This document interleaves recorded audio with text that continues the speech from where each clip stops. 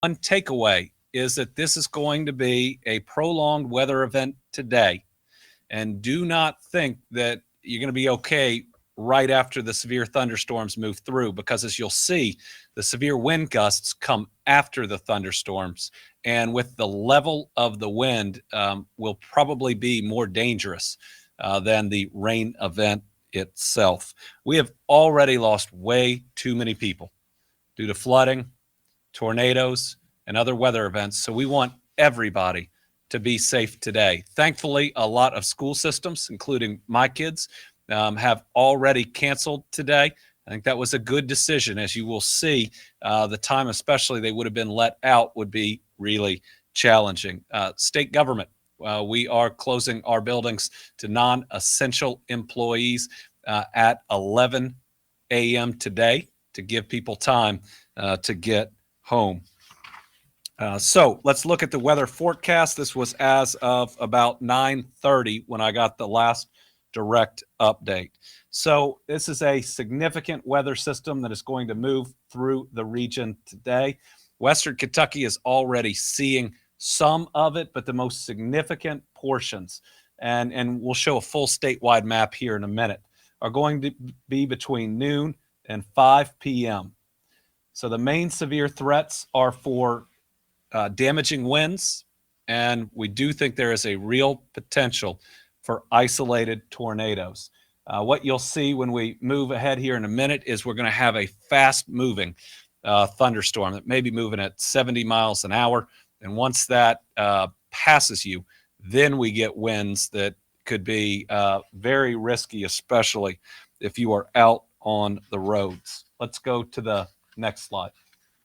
All right, this gives you an idea of locally damaging winds as well as the corridor where we think we could see tornadoes. That is a lot of central Kentucky, including Bowling Green and even getting to South Central as far as Corbin and London, and certainly the Louisville, Frankfort, and Lexington area as well.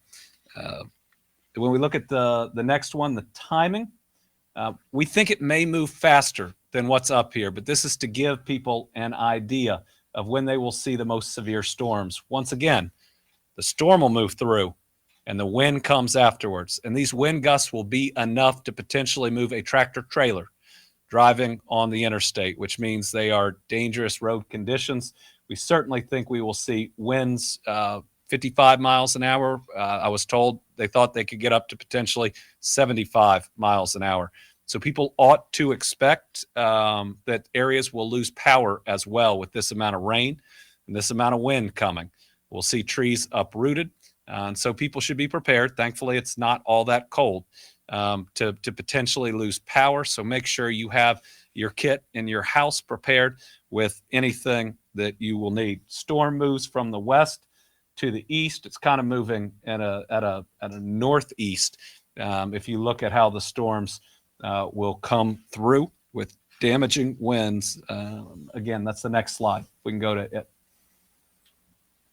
All right, we really want to focus on this slide because if you look at the confidence that we're going to have these gusty winds, it is high, which means the National Weather Service is pretty sure of this one.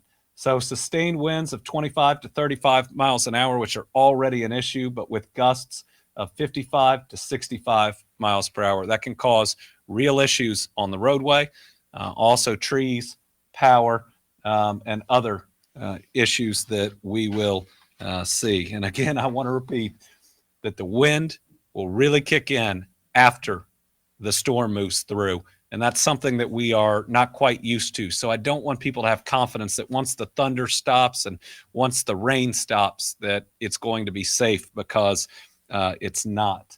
Okay, this is where we currently have a tornado watch. This is in the west, but as you remember, that other slide we showed, a large part of Kentucky is going to have the possibilities of tornado watches. As of this morning, there are 60 tornado watches across the state. Isolated hail up to a quarter size is also possible. So we need people to really be attuned to the weather. Watch your local meteorologist. have your weather radio. We'd ask the media to provide as many updates as we can because the storm's moving so fast. All right, when you think about how quickly it's moving through, if there is a warning, you're not going to have a lot of time. So again, it's better if you are at home, but you have to be weather aware, really alert today. And when you hear that warning, don't wait. Go ahead and get to that safest place in your home. All right. Additionally, with all this, we are going to have heavy rainfall, which is the next one. It's going to continue on and off in the morning and into the afternoon hours. The heaviest rainfall totals are expected north of the Western Kentucky Bluegrass Parkways. We've already had a reported 2+ inches in a couple places in Kentucky. So a flood watch is in effect through Friday afternoon, this afternoon, across portions of southern Indiana and central Kentucky, and flash flooding will be possible with these storms. A couple other actions that we are taking. We have a team of meteorologists, transportation, and communication staff, as well as Kentucky State Police that are in the EOC right now. I was there this morning monitoring the storm and ready to respond. As we mentioned, the Kentucky National Guard is preemptively preparing.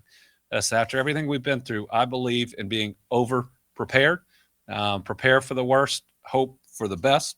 Personnel Cabinet sent out guidance last night to state employees, to everybody who is able to telecommute and to work remotely is doing that today.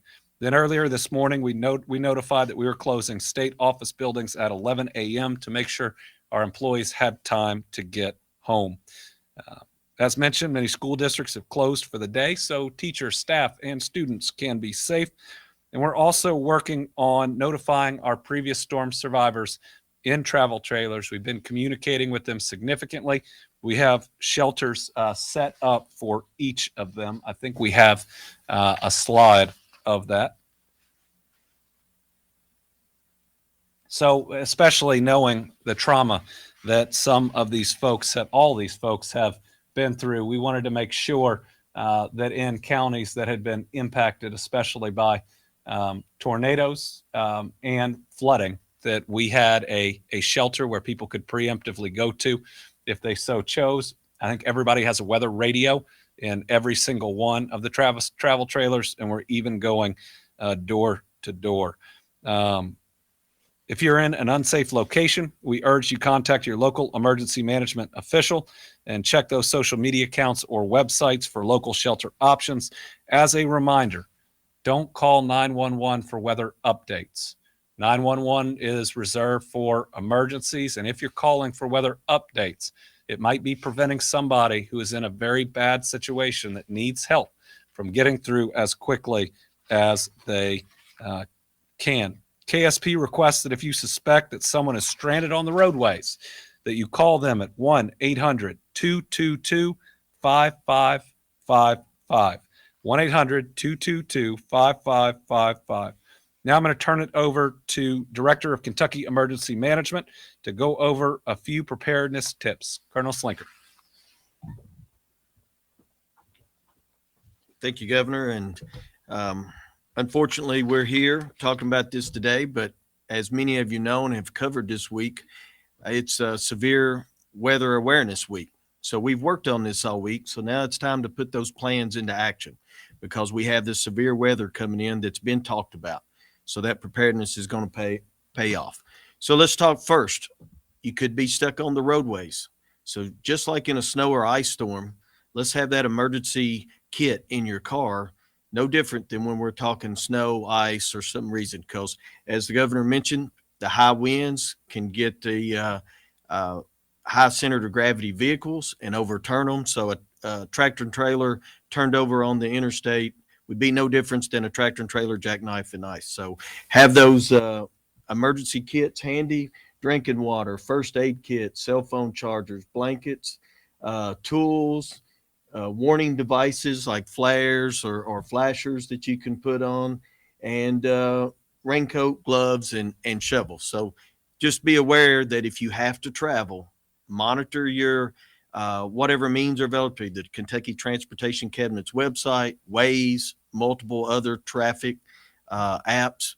Find out if your roads are flooding. We have reports already in the Louisville metro area and have been confirmed that they've had some flash flooding across some of the main roadways. So be safe, and never mention flash flooding without saying, turn around, don't drown.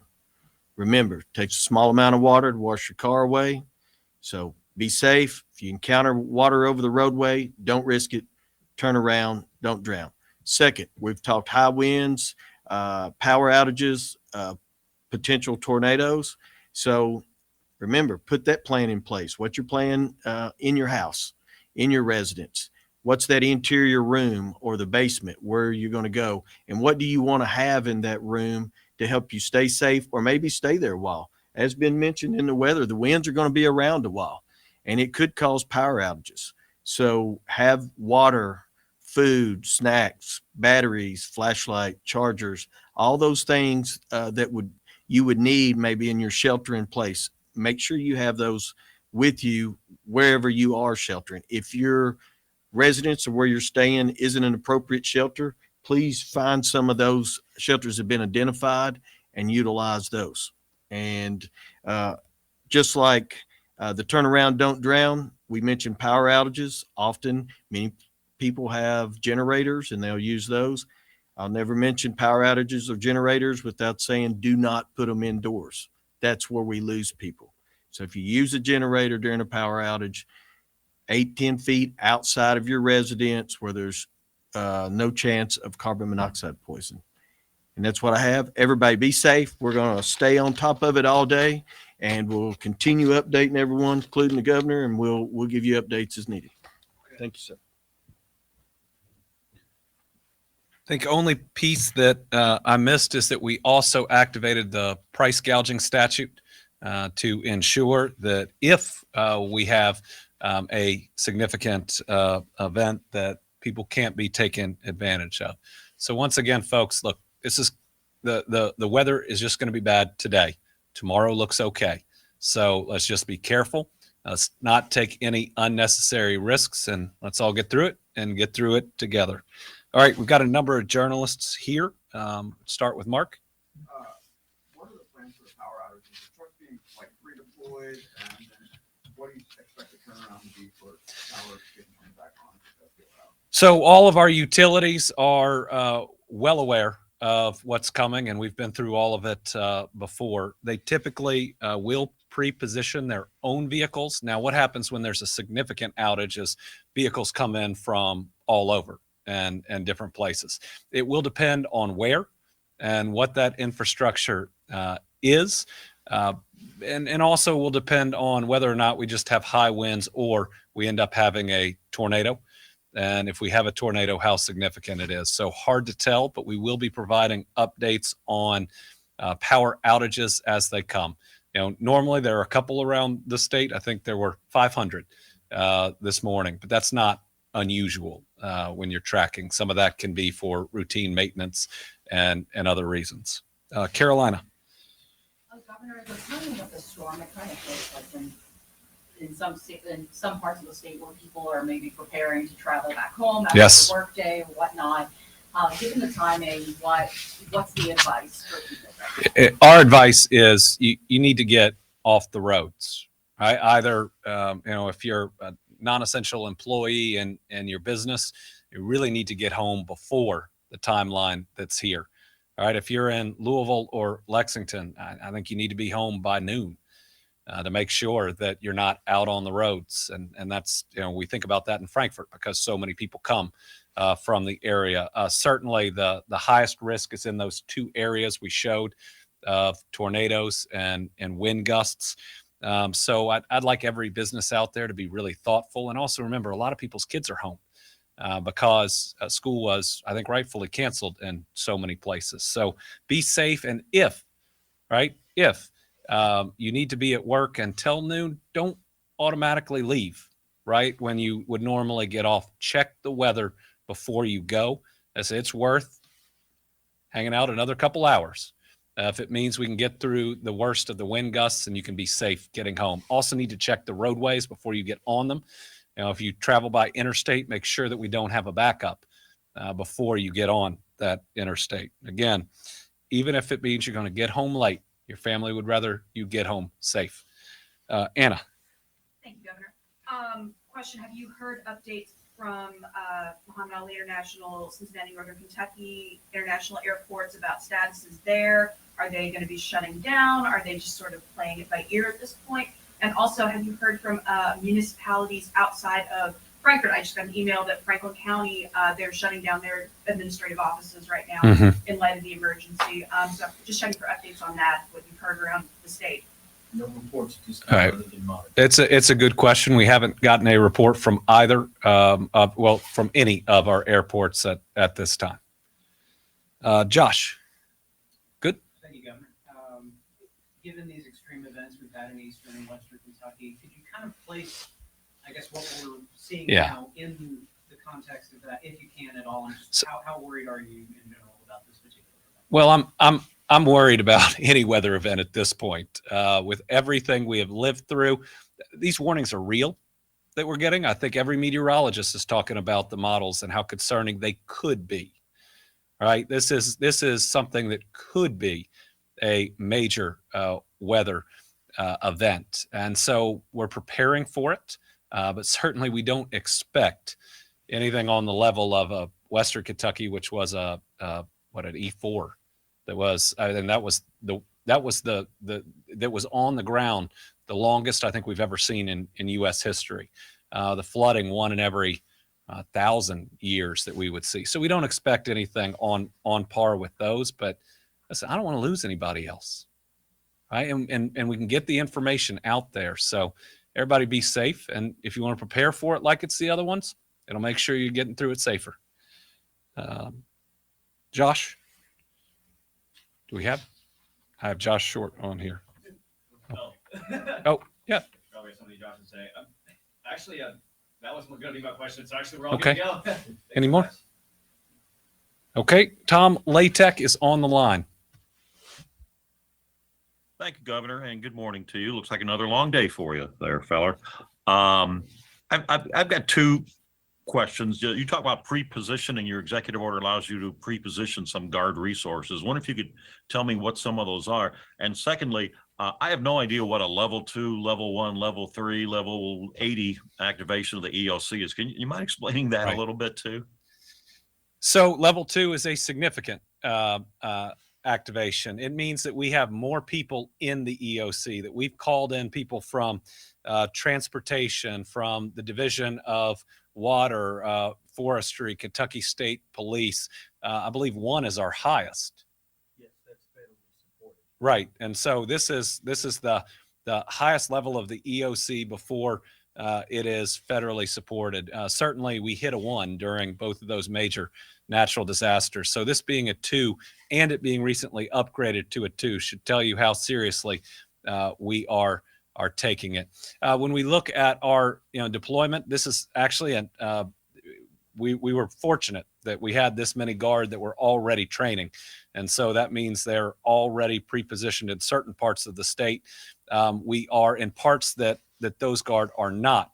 We're working right now to have people ready. When we saw the polar plunge and we saw I-71 backed up so many times, we want to make sure that we can get to people and that we are prepared, because like Colonel Slinker said, there's not a difference between a jackknife travel trailer from the polar plunge and a tractor trailer that tips and rolls on the roadway that's out there.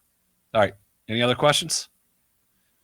All right. We will provide updates right now. Primarily, we intend to by social media and press release. If we need another press conference, we will make sure that there are virtual options for anyone and everybody to participate. To the media, to everybody at home, please stay safe today. We know what's coming, and if you prepare, then we'll all get through it. Thank you.